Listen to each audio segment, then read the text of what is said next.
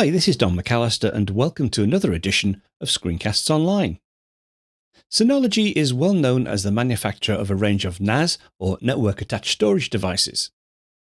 These devices range from consumer level to high-end business or pro-level servers offering huge amounts of storage. However, it would be wrong to consider a NAS just as a storage device as they can do so much more. I covered setting up my original home-based Synology server back in 2017, and it's done sterling work ever since then. As well as a storage device, I also use the server to run my Plex Media server, manage my home automation setup using Homebridge, along with some additional services. However, recently, the server was starting to show its age, and performance had started to degrade, especially with Homebridge. So I bit the bullet a few weeks ago and upgraded to a brand new Synology DS218. Now this video is slightly different as I'll mainly be showing you how I use my Synology and some of the other potential uses, rather than showing you how to set it up from scratch. Now this is the Synology server I had. It's the DiskStation DS216. I think that's plus II at the end. It's no longer available, so I was looking for an upgrade to this particular machine. Now there are other NAS manufacturers. I think QNAP is a highly respectable one, and I know Drobo unfortunately has recently filed for bankruptcy, so I don't think we'll be seeing many Drobo machines in the near future. But I decided to stick with my Synology because I've got the experience of the Synology and I'm just familiar with the technology.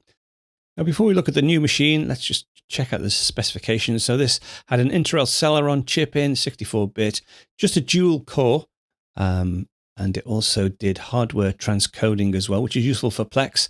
It did 4K at 30 frames per second maximum and had 1 gigabyte of DDR3 RAM.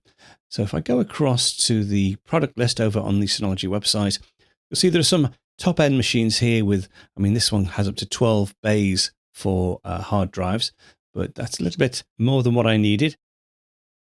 So down here in the value series, I didn't want to go with a 1 bay machine. 2 bays is best because you can RAID them together so that if one drive fails, you don't lose any data. So it had to be a minimum of 2 bays. This D218 Play is really a home multimedia center. It has a quad-core processor and is quiet and energy efficient, but I decided just to pay a little bit extra and get the DS218, which again is quad-core. It has a fast reading performance. It supports this BTRFS file system, which I was using on my other machine. And if I just go into here as well, let's just take a quick look at the specs. So hardware specs, it's a Realtek CPU, not an Intel, 64-bit, but this time it's 4-core, 1.4 gigahertz. And this time as well, the hardware transcoding engine will support 4K to 60 frames per second. So twice the speed in the hardware transcoding, which is great for Plex if you're transcoding video, etc.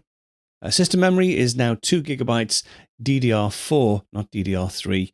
So all in all, basically just a much more capable machine. Has USB 3.2 as well, which is the latest standard. And again, support for the BTRFS internal drives. You can also put an extension unit to this. So in the future, if I wanted to extend or increase the number of drives supported by it, I can just buy a separate chassis and add some additional drives. So that's the machine I went for. I ordered it on Amazon. It arrived pretty much the next day. As far as migration is concerned, very, very straightforward.